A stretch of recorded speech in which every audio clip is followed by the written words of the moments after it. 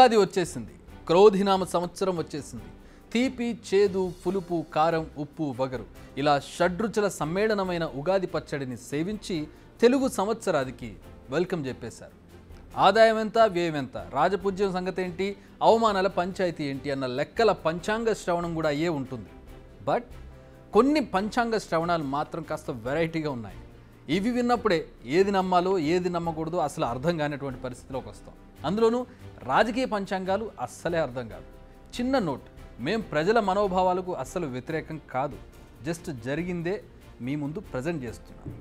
రాజకీయ పార్టీల పెద్దలు తమ భవిష్యత్తు ఎలా ఉండబోతోంది, ఈసారైనా అధికారం అందుతుందా అని విపక్షాలు, ఉన్న అధికారం పోదు కదా అని అధికార పక్షాలు ఇలాంటి విషయాలను పండితుల నోటి ద్వారా వినాలని చూస్తారు.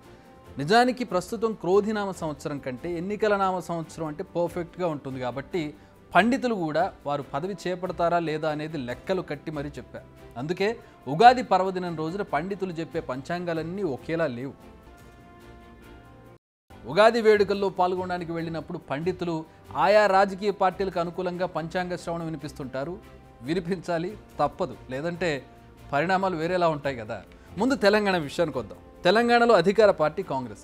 గాంధీ భవన్లో జరిగిన పంచాంగ శ్రవణంలో హైలైట్స్ ఏంటంటే పత్రికా రంగం అధిపతి ఒకరు చనిపోతారు, ప్రతిపక్షం చాలా బలహీనపడుతుంది, సినిమా రాజకీయ ప్రముఖుల్లో కొందరు చనిపోతారు, తెలుగు రాష్ట్రాల్లో గత ప్రభుత్వంలో చేసిన భూ స్కామ్లు, అవినీతి బయటపడతాయి, స్కామ్లలో కొందరు నాయకులు అరెస్ట్ అవుతారు, వెండి, బంగారం, ఇత్తడి ధరలు మరింత పెరుగుతాయి, రాహుల్ గాంధీ కొన్ని అనూహ్య స్థానాలు గెలుచుకుంటారు. ఇలా సాగిపోయింది గాంధీ భవన్లో పంచాంగం. ఇది అధికార పార్టీ పంచాంగం. దీన్ని బట్టి కాంగ్రెస్ సర్కారుకు ఢోకా లేదు, అసలు అడ్డు అదుపే లేదు అని పండితులు సెలవిచ్చినట్టుగా మనకు కనబడుతుంది. అంతేకాదు, ప్రతిపక్ష నేతలు స్కామ్ల్లో జైలుకు కూడా వెళ్తారని ఆయన జోస్యం చెప్పేశారు. ఇక తెలంగాణ భవన్కి వద్దాం. బీఆర్ఎస్ కూడా పంచాంగాన్ని వినిపించింది. ఇందులోని హైలైట్స్ ఏంటంటే పాలక పక్షానికి ఈసారి కష్టకాలం ఉంది, ప్రతిపక్షానికి దిగ్విజయంగా ఉంది. కేసీఆర్ అన్ని వ్యవహారాల్లో విజయం సాధిస్తారు, వారి మాటకు గమనానికి అడ్డులేని సంవత్సరం ఇది. బీఆర్ఎస్ భవన్లో విన్నదాన్ని బట్టి కాంగ్రెస్కు కష్టకాలం ఉంది, బీఆర్ఎస్కు బ్రహ్మాండమైన విజయాలు ఉన్నాయి. ఇది బీఆర్ఎస్లో జరిగినటువంటి పంచాంగ శ్రవణం. ఇక రాజకీయ వ్యూహాలు, ప్రతి వ్యూహాలకు వేదికైన ఏపీపై ఒకసారి ఫోకస్ చేద్దాం. అసలు ఇప్పుడు అక్కడ అసెంబ్లీ ఎలక్షన్స్ జరుగుతూ ఉన్నాయి, చాలా వాడివేడిగా ఉంది రాజకీయం. ఏపీలో కూటమికి ఎన్ని సీట్లు వచ్చాయో తెలుసా? 128 అసెంబ్లీ సీట్లు, 24 లోక్సభ సీట్లు. కనీసం ఎలక్షన్ కూడా కాలేదు, అప్పుడే సీట్లు ఎలా వచ్చినాయి అనుకుంటున్నారా? అదే పంచాంగం గొప్పతనం. టీడీపీ ఆఫీసులో జరిగిన పంచాంగ శ్రవణంలో ఈ లెక్కలను చెప్పేశారు అక్కడ పండితుడు. అమరావతి నిర్మాణం మొదలవడం తథ్యమన్నారు. అంతేకాదు, త్రిమూర్తుల కలయికతో ఏపీకి మేలు జరగబోతుంది. మళ్ళీ త్రిమూర్తులు ఎవరు అని డౌట్ వద్దు. బ్రహ్మేమో నరేంద్ర మోదీ, విష్ణువేమో పవన్ కళ్యాణ్, ఈశ్వరుడు చంద్రబాబు. ఇలా సాగిపోయింది అక్కడ పంచాంగ శ్రవణం, right?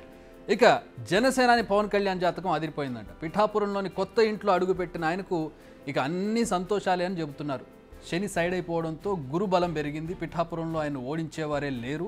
At the same time ఆయనే కేంద్ర మంత్రి అయినా అసలు షాక్ అవ్వద్దంటున్నారు అక్కడి పంచాంగ పండితులు.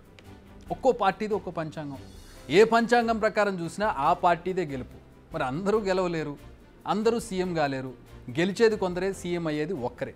మరి ఈ పొలిటికల్ పంచాంగంలో ఏది నిజమవుతుంది?